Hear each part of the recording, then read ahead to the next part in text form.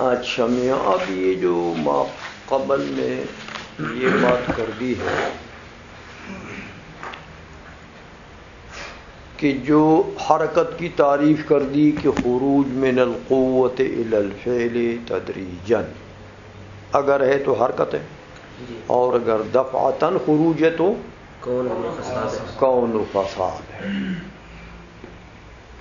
تو مطلب یہ ہے کہ خروج من القوت الی الفعل، اس کی دو قسمیں ہو گئی ہیں، ایک حرکت اور ایک کون و فساد، یہ دو قسمیں ہو گئی۔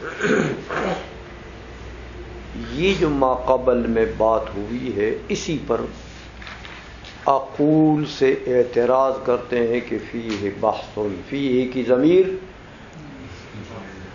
اس ما قبل مذکور کی طرف عائد ہے، تو ما قبل مذکور یہ چیز ہے کہ خروج من القوت الی الفعل، اس کی دو قسمیں ہیں، ایک حرکت اور ایک کون و فساد۔ کہتے ہیں فیہ بحث، یہ دو قسمیں تم نے بتائی خروج من القوت الی الفعل، حالانکہ میں آپ کو بتاتا ہوں کہ یہ جو خروج من القوت الی الفعل تو اس کے اندر پایا جاتا ہے، لیکن نہ وہ حرکت ہے نہ وہ کون و فساد ہے۔ سمجھ آئی ہے؟ تو یہ تعریف تو پائی جاتی ہے، اس میں تعریف صادق آتی ہے، لیکن اقسام وہ نہیں ہے۔ تو تعریف معنی الدخول غیر نہ ہوئی نا، جی سمجھ آ گئی ہے؟ تعریف کے مانعیت پر اعتراض ہو گیا۔ کہتے وہ کیسے؟ کہتے دیکھو میاں، نفس ناطقہ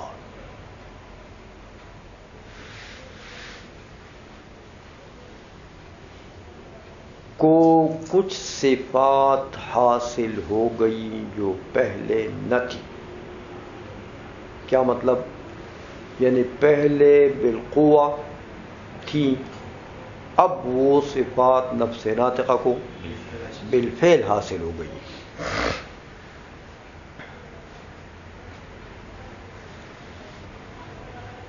کیونکہ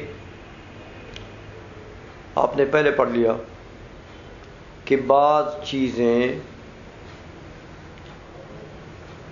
من وجہن بالقوہ ہوتی ہیں اور من وجہن بالفعل ہوتی ہیں، تو نفس ناطقہ بھی اسی ضمن میں آتا ہے کہ نفس ناطقہ اپنے ذات کے اعتبار سے بالفعل ہے، لیکن اپنے بعض صفات کے اعتبار سے وہ بالقوہ ہے۔ سمجھائیے؟ اچھا، وہ جن صفات میں وہ بالقوہ ہے اسی سے وہ خروج کر کے فعل تک، یعنی وہی صفات نفس ناطقہ کو بالفعل حاصل ہو گئی، تو خروج من القوت الی الفعل تو ہو گیا۔ سمجھائیے؟ لیکن اس خروج کو تو کسی نے بھی نہ حرکت کہا نہ اس کو کون و فساد کہا۔ تو ہونا تو یہ چاہیے تھا کہ ان دو قسموں میں کسی نے کہ ایک قسم میں تو داخل ہو جانا چاہیے تھا، لیکن تو یہ تو نہ حرکت ہے نہ کون و فساد ہے، اور تعریف اس کے اوپر صادق آ رہی ہے۔ خروج من القوت الی الفعل تو ہے، یہ ایک اعتراض ہو گیا۔ سمجھے وہ بات کو؟ وَأَمَّا ثَانِيًا، دوسرا اعتراض کرتے ہیں کہ اے میاں کچھ مقولے ہیں جن مقولوں میں نفس ناطقہ حرکت کرتی ہے، قوت سے فعل کی طرف اس کا خروج ہوتا ہے، جیسے مقولہ ملک ایک آتا ہے، مقولہ ملک جس کو جدت بھی کہتے ہیں، جدت یا ملک، سمجھ آئیے؟ ملک وہ مقولہ ہے کہ کسی شے کو ایک ہیئت حاصل ہو اس چیز سے جس چیز نے اس کے اوپر احاطہ کیا ہے، سمجھ آئی؟ جیسے کسی بندے مولوی صاحب نے جو چادر اوڑھی ہے،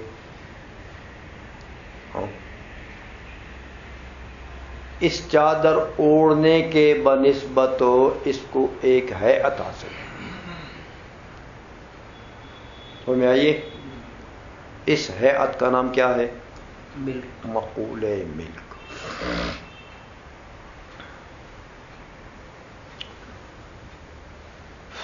اسی طرح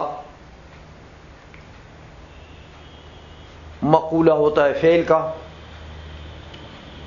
جو شے تاثیر کرتی ہے دوسری شے میں تو اس تاثیر کی وجہ سے جو ہیئت حاصل ہوتی ہے شے کو، اس کو مقولہ، جیسے فاعل تاثیر کرتا ہے تو فاعل کو تاثیر کے بسبب جو ہیئت حاصل ہوتی ہے اس کو مقولہ فعل کہتے ہیں۔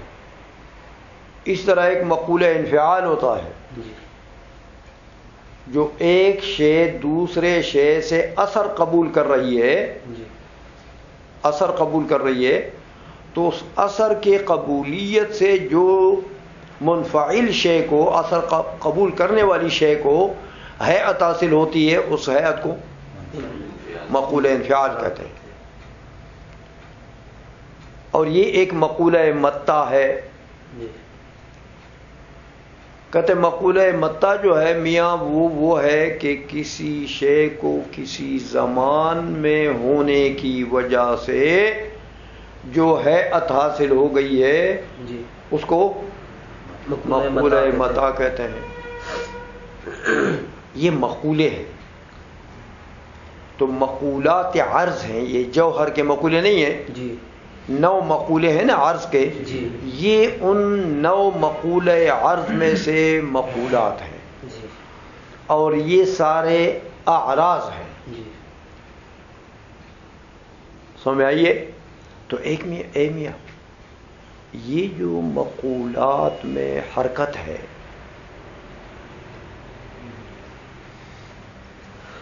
مقولہ ملک میں یا فعل یا انفعال یا متاع میں، یہ حرکت میاں بعض علماء نے کہا یہ دفعی ہے۔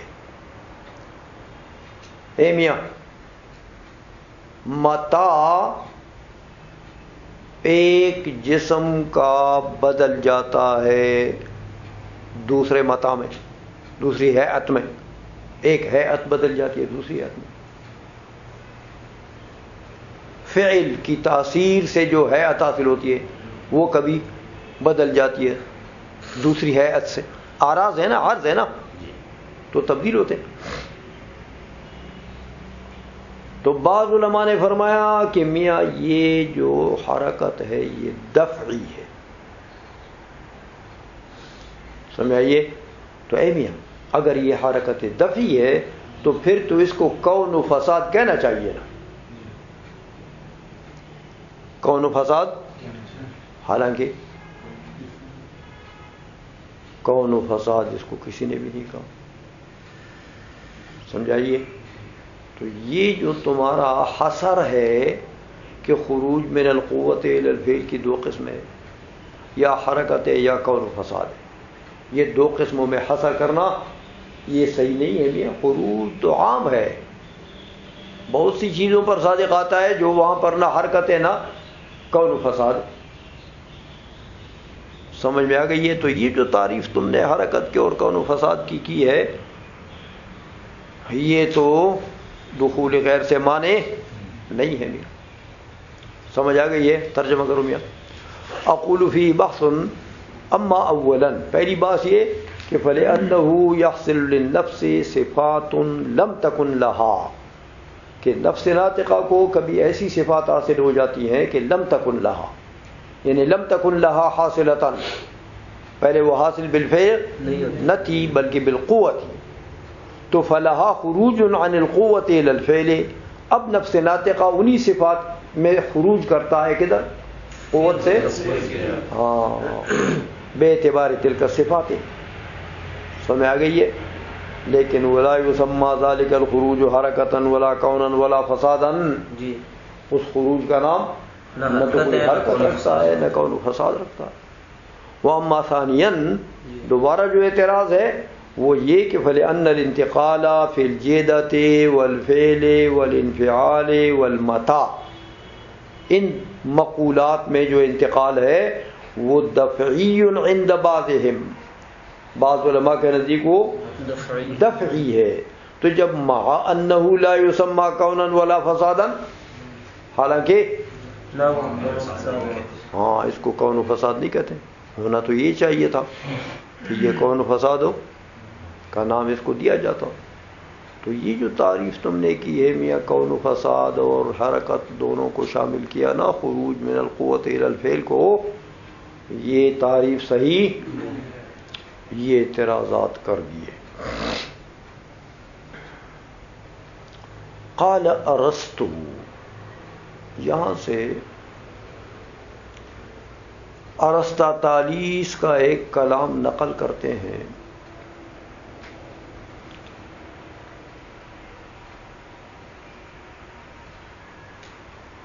وہ کہتے ہیں کہ یار اصل میں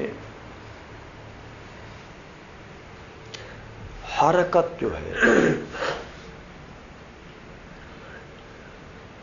اصل میں حرکت میں اختلاف ہے کہ حرکت شے وجودی ہے کہ عدمی ہے۔ حرکت تو بعض علماء نے کہا حرکت شے عدمی ہے، بعضوں نے کہا نہ حرکت شے وجودی ہے۔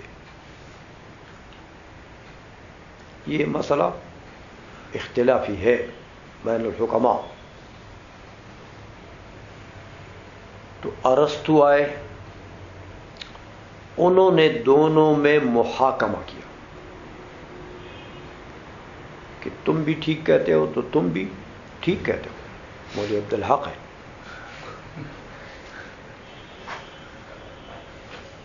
سمجھائیے، کیونکہ حرکت کی دو قسمیں ہیں یار، تو ایک قسم آدمی ہے تو ایک قسم وجودی، تو تیری بھی بات ٹھیک ہے تو تیری بھی ٹھیک ہے،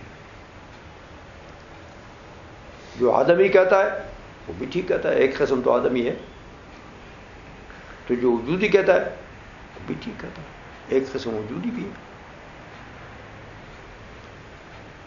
سمجھ آئی؟ انہوں نے کہا حرکت کی دو قسمیں یار، ایک حرکت بمعنی متوسطہ اور ایک حرکت بمعنی قطعی۔ حرکت بمعنی متوسطہ تو موجود ہے، یہ وجودی ہے، تو حرکت بمعنی قطع معدوم ہے، اس لیے دونوں کی بات ہو ٹھیک ہے شیخہ، کوئی بات نہیں، سمجھا گئی ہے؟ اب انہوں نے پھر یہ تفصیل کی، قال ارسطو الحرکت قد تطلق على كون الجسم بحيث اي حد من حدود المسافة يفرض لا يكون هو قبل آن الوصول إليه ولا بعده حاصلا فيه۔ حرکت کا ایک معنی کیا آتا ہے کہ میاں حرکت کا اطلاق ایک معنی یہ ہوتا ہے کہ جسم کسی بھی مسافت کے حدود میں سے کسی حد کو لے لو، جسم متحرک ہو گیا، یہاں سے جا رہا ہے سڑک پر مردان جا رہا ہے، چل پڑا،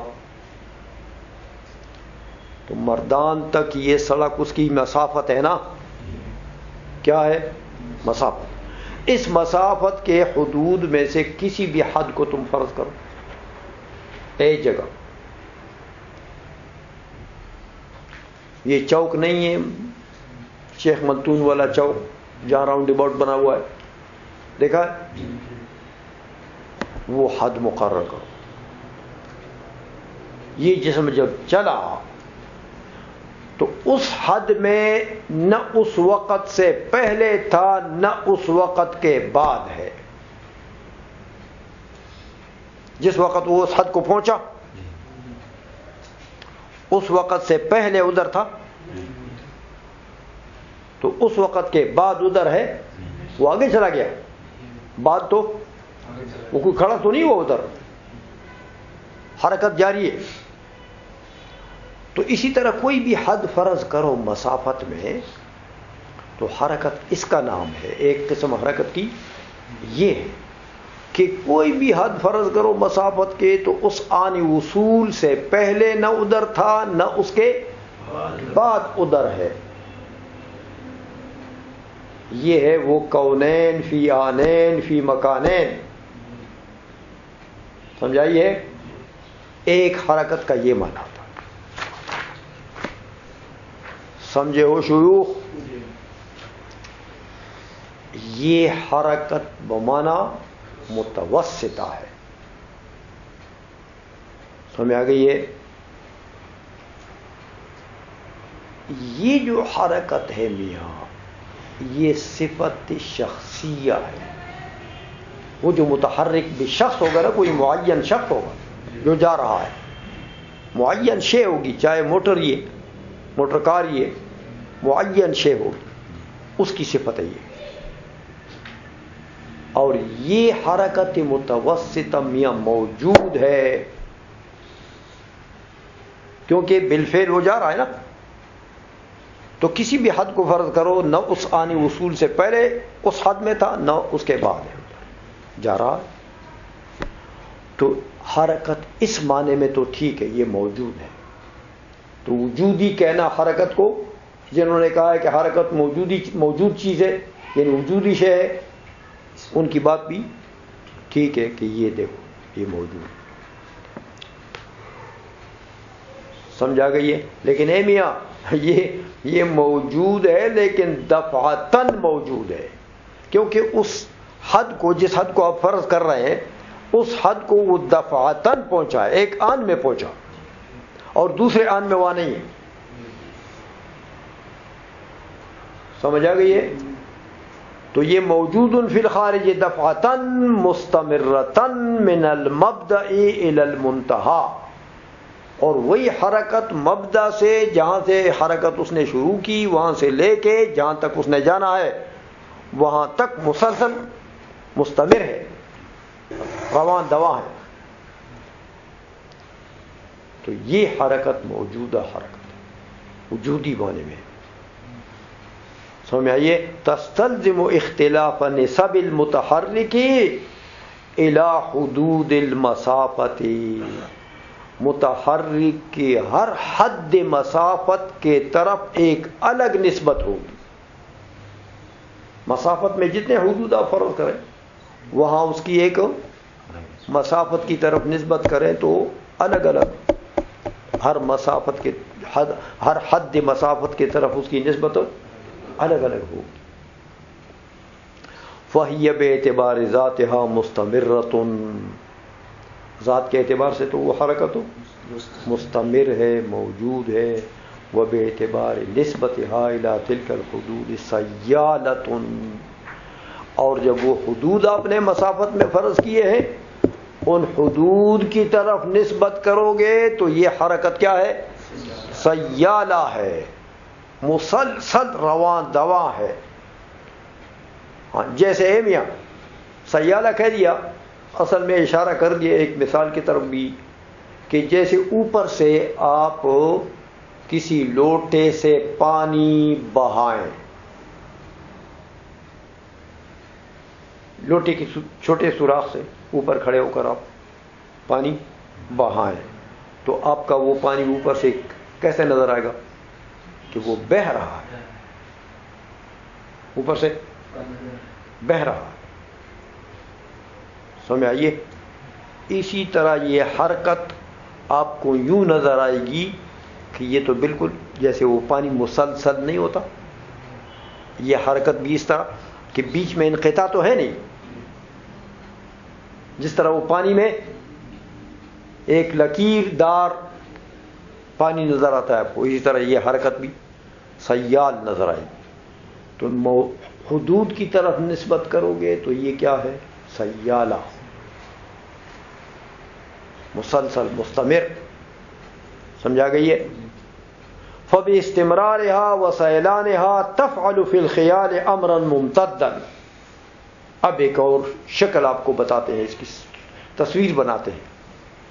کہتے ہیں اے میاں کہ چونکہ یہ سیال ہے بالکل، آپ جب اس کو دیکھیں گے نا کہ وہ تو مسلسل رواں دواں ہے، تو آپ کے قوت خیالیہ میں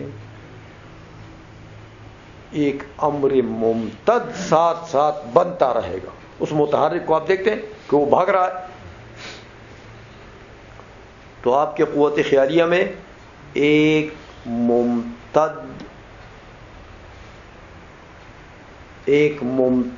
دھاگا سا بنے گا۔ جب آپ دیکھتے ہیں نا مسلسل بھاگ رہا، تفعل فی الخیال امرا ممتدا غیر قار، لیکن وہ جو آپ کے خیال میں امر ممتد بنے گا، وہ تار جو بنے گی وہ تار قارزات نہیں ہوگا، مجتمع الاجزاء نہیں ہوگا کہ آپ اس کو پکڑ لیں گے، وہ گولی بناتے ہیں تار کا، مجتمع الاجزاء نہیں ہے، بلکہ وہ ایک جزء جو پہلی والی ہے وہ ابھی فنا نہ ہوئی کہ دوسری جزء آ گئی ہے، تو پھر پہلی والی ابھی فنا نہیں ہوئی کہ تیسری آ گئی ہے، لیکن وہ ساتھ ساتھ وہ پہلی والی فنا ہوتی رہے گی، لیکن پہلے کے فنا ہونے سے پہلے قوت خیالیہ میں ابھی وہ پہلی والی جز موجود ہے کہ دوسری آ جائے گی۔ اس طریقے سے ایک قوت خیالیہ میں ایک دھاگا بنے گا، لیکن قاروزات نہیں ہوگا، ایسا نہیں ہوگا آپ اس کو کہیں کہ اس کو جمع کریں آپ، مجتمع الاجزاء نہیں ہوگا، ہر پہلی والی جز فنا ہوتی رہے گی، لیکن فنا ہونے کی صورت یہ ہوگی، سمجھ آ گئی ہے؟ یطلق علیہ الحرکت بمعنی القطع، اس کو حرکت بمعنی قطع کہتے ہیں۔ فإنه لما ارتسم نسبت المتحرک الى الجزء الثانی فی الخیال، کہ جب متحرک کی نسبت جزء ثانی کی طرف ہوئی قوت خیالیہ میں، اور اس نے مرتسم کر دیا، اس نے بنا دیا، ایک نقشہ کھینچا، قبل ان تزول نسبته الى الجزء الاول، جزء اول کی طرف جو اس کی نسبت تھی اس کے زوال سے پہلے پہلے ایک اور نقطہ بنا دیا، سمجھ آ گئی ہے؟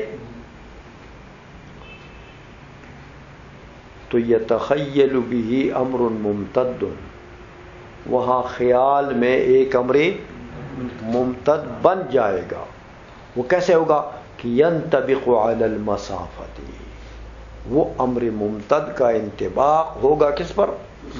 اسی مسافت پر جس مسافت پر وہ متحرک چل رہا ہے، آپ کا خط بھی ساتھ ساتھ منطبق ہوتا رہے گا اس مسافت کے اوپر، آپ کا قوت خیالیہ والا۔ اب اس کی ایک نظیر سمجھانے کے لیے دیتے ہیں، کیسے ایسا خط بنے گا میاں آپ کی کھوپڑی میں، کہتے ہیں جیسے دیکھو آسمان سے ایک کڑی آ رہی ہے،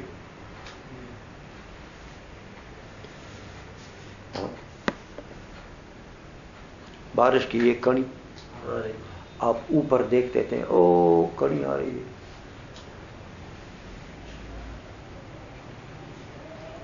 تو وہ کڑی کا وہ تو اتنا سارا قطرہ ہوتا ہے، لیکن آپ اس کو دیکھتے ہیں جب ادھر سے دیکھتے ہیں نا تو ایک خط آپ کو نظر آتا ہے پانی کا، کہ اس کڑی نے تو زمین تک پہنچنے سے پہلے ایک یار وہ تو مسلسل بہ رہا ہے، بہ رہا، وہ نہ بہتا تو وہ کدھر ہے، وہ تو ایک خطرہ ہوتا ہے جو اوپر سے آ رہا ہے، لیکن آپ کے قوت خیالیہ میں اس نے پانی کا ایک خط بنا دیا ہے. سمجھائیے. اسی طرح وہ متحرک جب جا رہا ہے تو آپ کے قوت خیالیہ میں ایک خط بن رہا ہے اور وہ خط اس مسافت پر منطبق ہوگا. ایک اور مثال بھی دیتے ہیں. پرانے زمانے میں بچے شونٹے کرتے تھے، شونٹے پٹھان جانتے ہیں،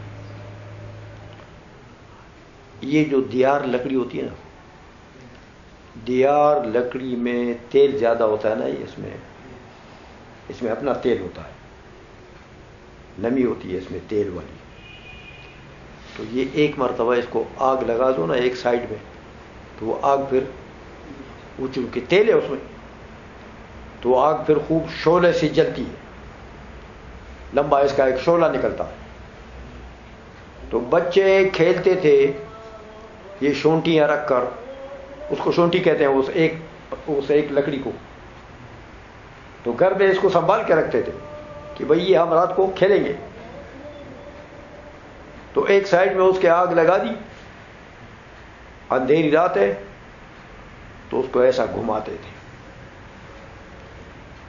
اس آگ کے شونٹی کو گھماتے تھے، تو آگ کا ایک دائرہ نظر آتا ہے کہ نہیں آتا ہے؟ حالانکہ دائرہ ہے، لیکن وہ کھوپڑی میں قوت خیالیہ میں اس نے ایک دائرہ بنا دیا، حالانکہ واقع میں تو وہ شونٹی کے سرے کے ساتھ آگ تھوڑی سی لگی ہوئی، باقی سارا دائرہ تو آگ نہیں ہے.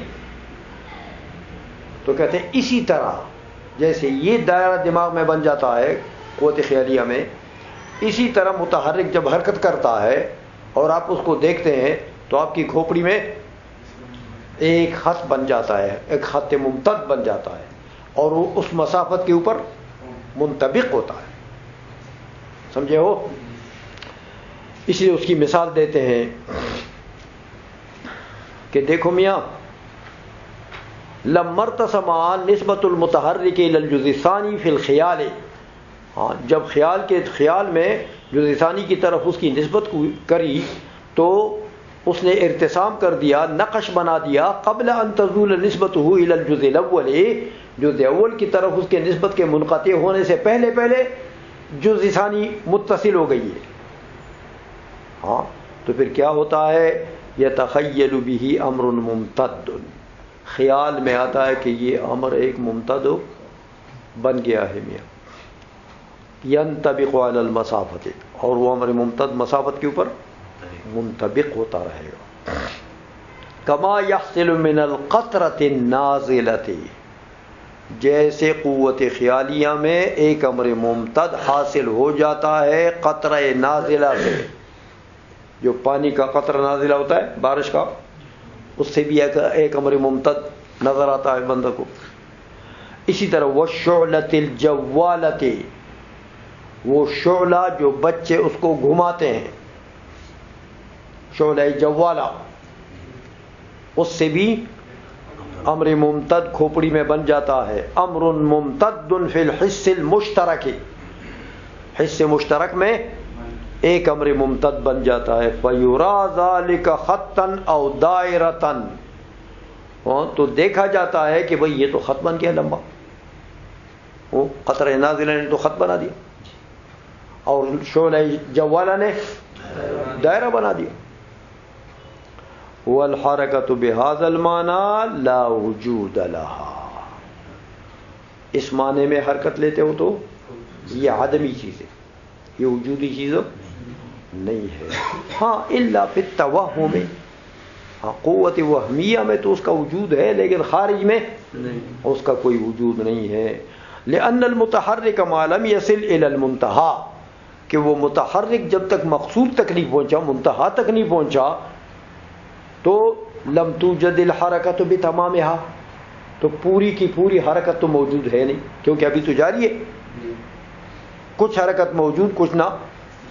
لیکن وَإِذَا وَصَلَ إِلَيْهِ جب مقصود تک پہنچا تو پیچھے دیکھا تو فقط انقطع الحرکت جی تو حرکت ہے کوئی جی سمجھائیے. جب تک نہیں پہنچا تو حرکت پوری ہے نہیں، اور جب حرکت پوری ہوگی اور پیچھے دیکھے گا تو حرکت نہیں ہے کچھ نہیں. تو یہ ہے حرکت عدمی. سمجھے ہو؟ تو ارسطو نے کہا کہ میاں تم دونوں ٹھیک کہتے ہو یار. جنہوں نے حرکت کو وجودی کہا انہوں نے بھی ٹھیک کہا، جنہوں نے عدمی کہا انہوں نے بھی ٹھیک کہا کہ دو قسمیں، ایک وجودی ہے اور ایک عدمی. سمجھے ہو؟